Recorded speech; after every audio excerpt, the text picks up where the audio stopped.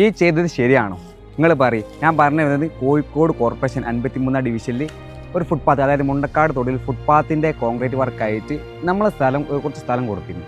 അവിടെ സിമെൻറ്റും ജാക്കും അതിൻ്റെ കോൺട്രാക്റ്റാണ് cement, metal, കമ്പിപ്പ് ഒക്കെ ഈ സ്ഥലത്താണ് കൊണ്ടത്. നമ്മളത് ഫസ്റ്റിൽ ചോദിച്ച് ഒരു മാസം കഴിഞ്ഞിട്ട് ഓലെ വർക്കും കാര്യങ്ങളും കഴിഞ്ഞ വെച്ചതാ ഇതാണ് നമ്മൾ പ്ലോട്ടിൻ്റെ അവസ്ഥ.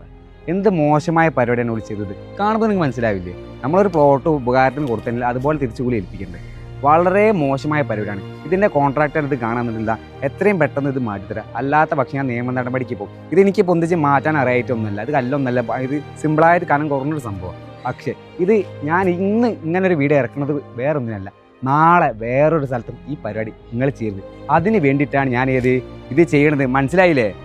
പിന്നെ ഈ കോൺട്രാക്ടറിനോട് മാന്യമായി പറയാനുള്ളത്, ഈ സ്ഥലത്തില്ലേ ഈ തൊട്ടടുത്ത വീട്ടുകാരൊക്കെ നമുക്ക് ഇത് കല്ലടിക്കാനും ഇതാക്കാനൊക്കെ നമ്മൾ സ്ഥലം കൊടുക്കുന്നതാണ്. ഒരു വീടൊക്കെ ഉണ്ടാക്കണം. നമുക്ക് സന്തോഷമുള്ള കാര്യമാണ് ഇവിടെ സ്ഥലം ഒരാൾ ഉപകാരപ്പെടുന്നത്. നമ്മൾ വാപ്പൊക്കെ അത് ഇഷ്ടമുള്ള കാര്യം, വാപ്പ മരിച്ചു പോയതാണ്, മുപ്പത് ഇഷ്ടമുള്ള കാര്യമാണ് ഇവിടുത്തെ കിണത്ത വെള്ളം, ഈ ഒരു സ്ഥലം എല്ലാവരും ഉപകരിക്കുന്നത്. മരിച്ചു പോണ തടിയാണ്, നമുക്ക് ഈ സ്ഥലം പിടിച്ചതിന് ഒരു കാര്യമില്ല.